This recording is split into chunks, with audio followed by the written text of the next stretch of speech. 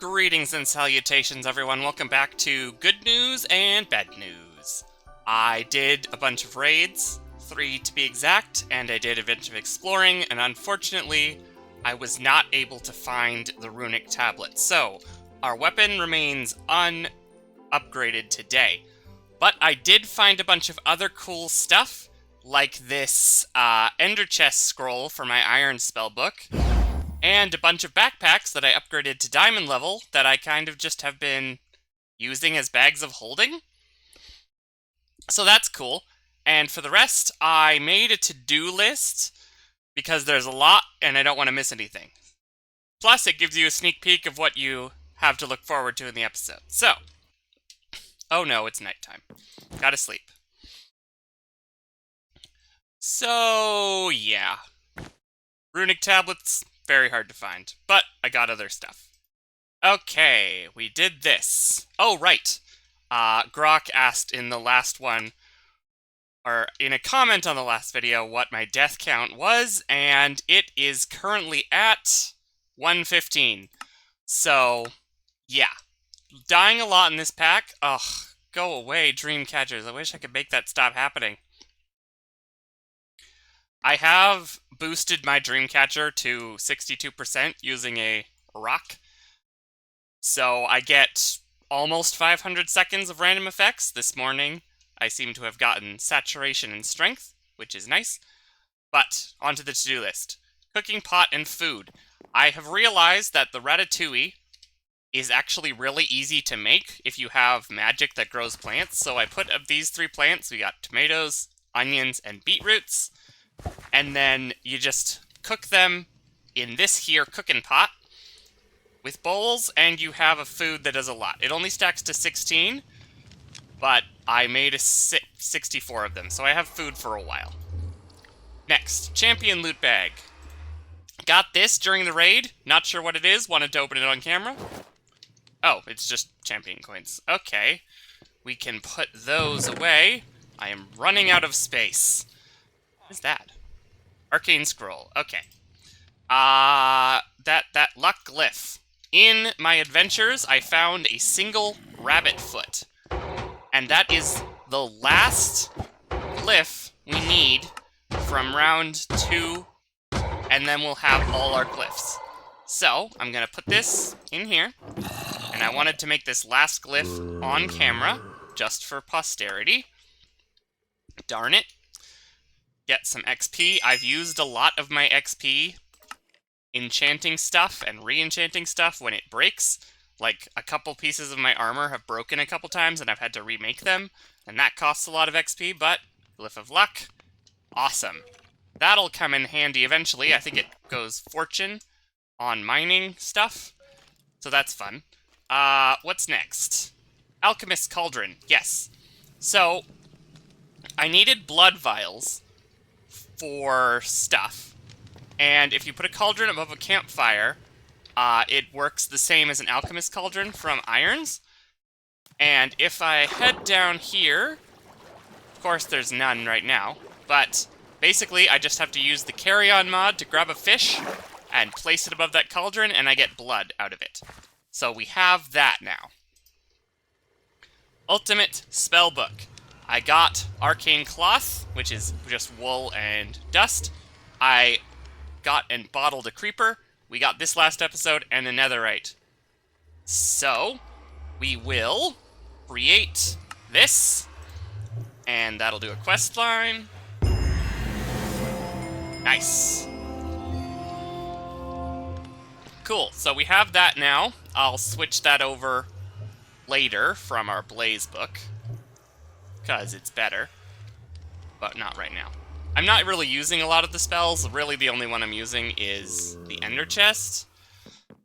Alright, what's next? What the? Where did you come from? Go away. That was weird. Let's see. Ultimate Relics Overview. I built the relics table, and I looked at all my relics. This one makes you, better underwater, but worse at swimming. This one makes your pets better. This one just kind of makes you can carry more relics around, I guess. This one is actually cool. This one will let you fly in a certain zone, depending on how much fire, so you could set up a nice fire thing. We have one that will steal regeneration from people. That's really only useful in PvP. We have one that will do a time rift, so like Yo-Yo from Marvel Comics, basically. We have one that makes you invisible. We have one that increases your swim speed. This, using a relic, consumes a charge that makes you eat. This stores a horse, and this, actually, we're going to keep around, will teleport you to your respawn point, which is nice. Alright, next, water focus. Yes, I made this water focus, just like this in an imbuement chamber.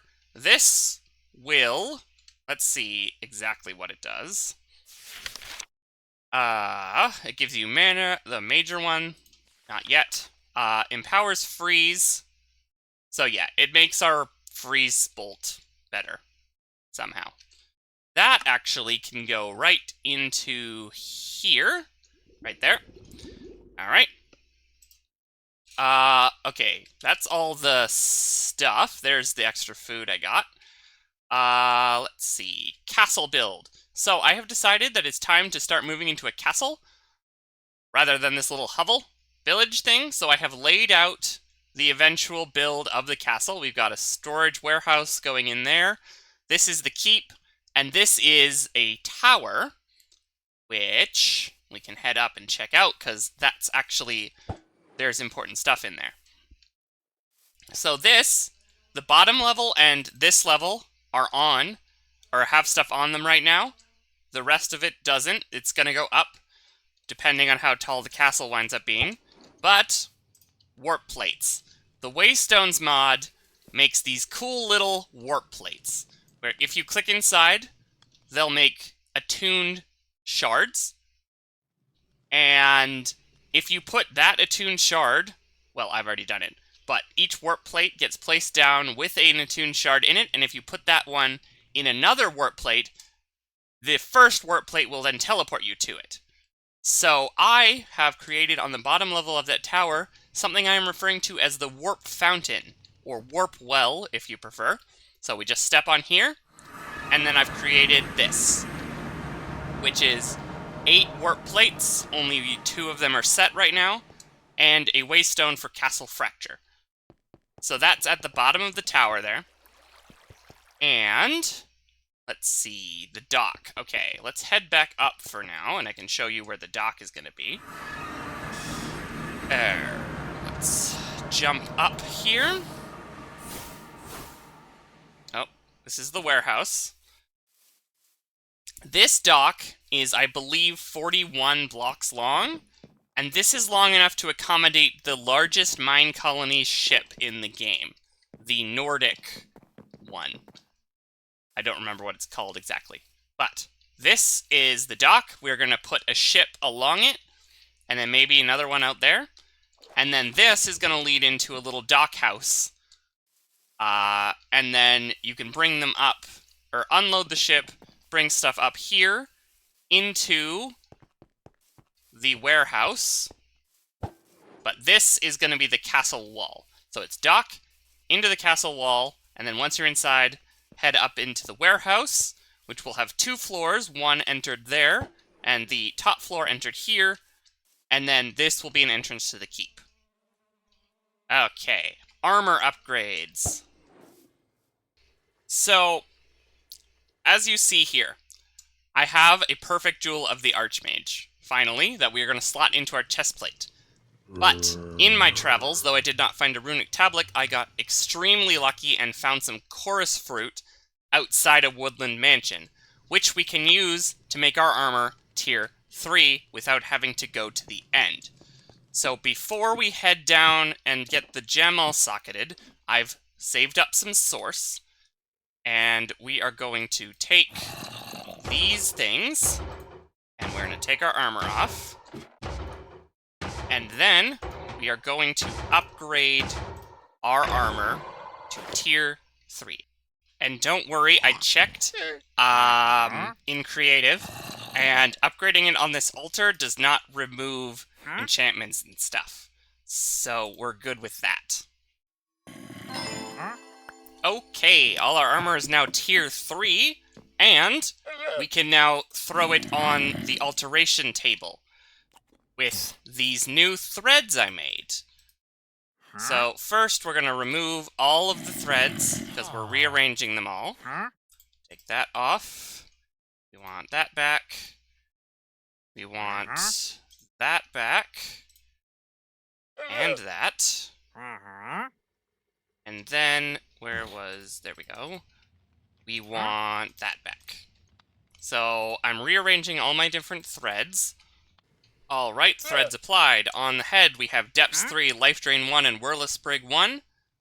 Which, Wordless Life Drain is every time you kill something, you get its health back, or hit something with a damaging spell, you get health back. Whirlus Sprig makes food better. We have Starbuncle 3, which gives me more speed and step assist at level 3, and then Spell Power and Warding. We have Undying 3, which basically gives me a once per sleep Totem of Undying, and Heights makes me jump higher. And then Boots, we have Repairing. There's gonna be 2 more, but I don't quite have the materials ready for them yet. And finally, back in the Warp Fountain, I've created the first actual build of the castle, which is the dungeon. I moved the Apothec spawner to here. I reduced the spawn radius to 1, which mostly works. Sometimes things do spawn out here for some reason, which is why those are filled in. We have a lever to turn it on, and let me see. No AI with the Chorus Fruit. I've already applied this to the Blaze spawner. So now the skeletons won't come out and attack me. Only the Infernals will be a problem. I've gotten a few more spawn eggs. Spiders useless, bunch of skeletons, a pillager, and a husk. And finally, to apply the gems, we just go to the smithing table, which actually isn't here. We go up to the smithing table in the library, and then we take off our chest plate and our helmet. The chest plate, we're putting in that, which will power up our spells.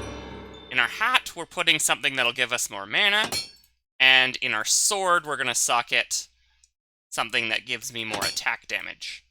So, I think that's everything. Everything is out of the way. So now I'm going to go spawn the Wilden Chimera and kill it. Okay. Oh, that all took forever. But this is the main point of the episode, because if we kill this Chimera, if we look here, we kill this Chimera, we get this Wilden Tribute, which we need 1 to make a Mark of Mastery to fully upgrade our armor, and 1 to make our Tier 3 spellbook. So that's the goal for today, is to kill it twice. Now I have done this. What is that? Okay. Okay, I have done this in a previous pack. I've never done it with this much spell power, so we will see how this goes. So in order to summon the Chimera, you have to augment it with these 3 things, which I think you have to throw them. 2, 3. Nope. I think that's how this works. 1. Where did the other one go? Did it go in? No, it didn't. Okay. 1, 2, 3. Come on. Okay, they're all on top, and then if we do this, that consumed them all. And then I believe in order to make it work, finally, we just have to right-click it. And I'm going to put all of this back for now. Okay, and activate it, and this should summon the Wilden Chimera, which hopefully we can kill very quickly with our new spell power. It's going to break blocks around there, which is why. Okay, that looks cool. Oh, this is going to be easy. This is not going to be hard at all.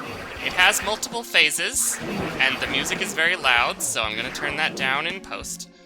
But let's see how much our sword does. Okay. And it's frozen, because it's slow. Let's... Oh, it has spikes. Let's take this thing out. I don't think we can hit it while it's doing this. We just have to avoid. Come on. Okay. Shoot. This is very easy, actually, with this much spell power. Oh, it has wings now.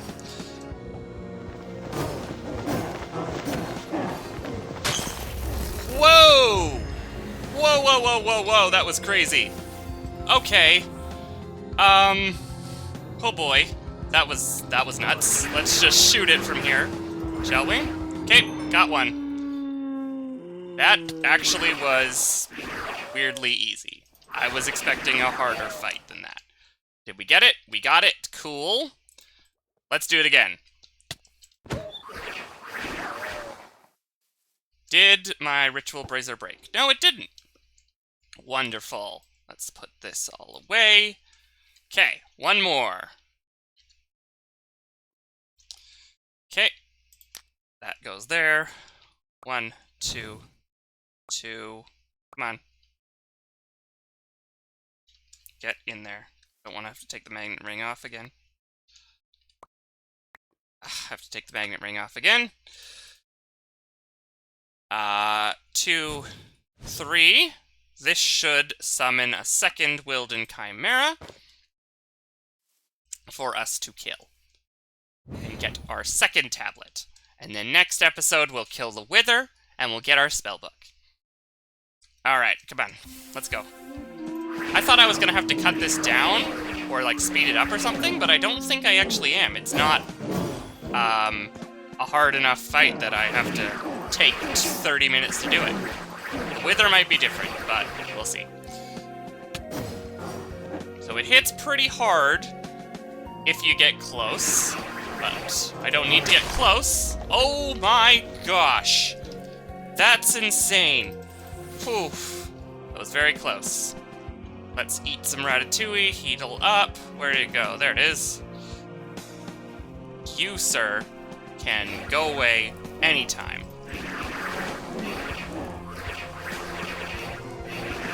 Nice. Die. Luckily, I don't take fall damage, or this would be harder. And the poison from the sword helps. Oh, dear! Oh, I'm gonna have to clean up all that fire later.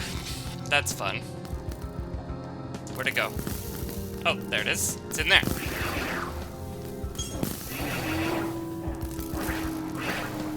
It's burning! We want to kill it with the freeze bolt so we pick up the thing and it doesn't burn, probably.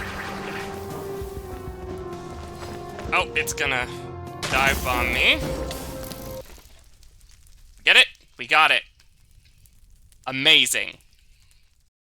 All right, the fires have been put out, and I have prepared everything we need to make our marks of mastery. So it's one of each type of essence, and then the Wilden tribute in the middle, with a bunch of source that I have collected previously.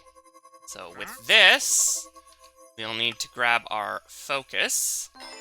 Where did I put that?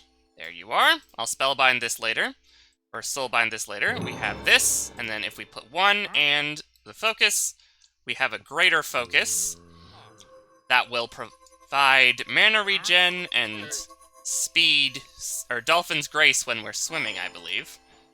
So we'll take that, throw it in there. And now, the problem with the armor. We are going to make the Pyromancer armor, because basically what these armors do is take certain types of damage and convert them to magic. And since we don't drown, we don't want the Aquamancer, but the Pyromancer converts fire damage to mana, which fire damage is the most common one. Fortunately, in order to upgrade it, we need a piece of netherite per armor, and I don't currently have a lot of netherite, so we're not going to do that today, but soon. Well, that didn't take as long as I thought it would, so I have a little bit of extra time to talk about this castle. I'm probably going to build the castle off camera and just show you a progress update every episode. Because I'm still not very good at building on camera, and I don't really have the time to be practicing that right now. So I'm going to build it off camera, show you that.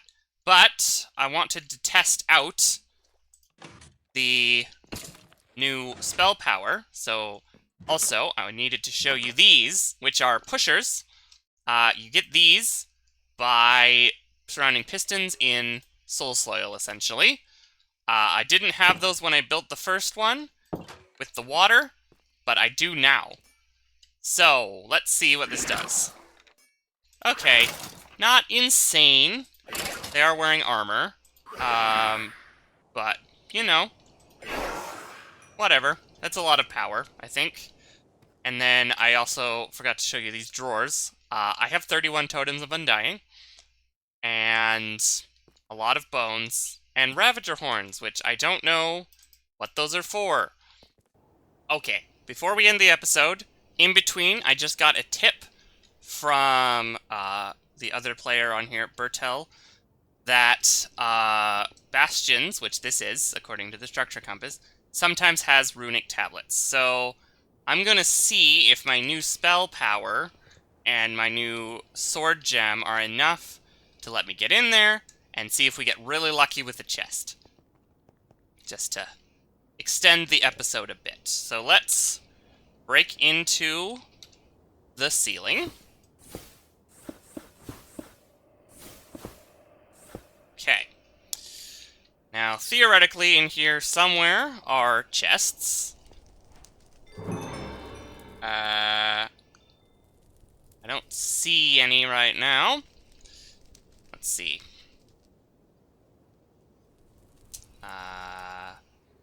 Chests. I require loot. Do a little bit more exploring for the day. And not die. Hopefully. Though I am going to switch to power leap, just in case I really need to run out. Oh, right. The chests and bastions are at the bottom. Can we get runic tablets? Nope, I'm gonna die. Okay. Now we need to go grab all of that. So, I don't know what I got there, but we're going to pull a heist. Alright, there's our stuff. Let's see if we can nab it. I don't think I saw a runic tablet, unfortunately, but there's some other good stuff in there, right? Can we grab our body from here? Yes, we can, and we're dead again. But we got our body up a little bit. Okay. We're in a better spot now. Let's see if we can reach our body from here. We can! Nice. And Piglin Brute can't get to me from there. What did we get? Did we get a runic tablet? We did not, unfortunately. I don't know if there's other chests in there. Looks like there might be another one over there, but this episode has gone on long enough, so I'll check that out off camera and come back next episode, hopefully with a runic tablet. Sorry about all the talking at the beginning, but I didn't expect it to take that long, necessarily, but there was a lot of cool stuff I found. Maybe next time we'll go exploring together. But yeah, until next time, thanks for watching. Later.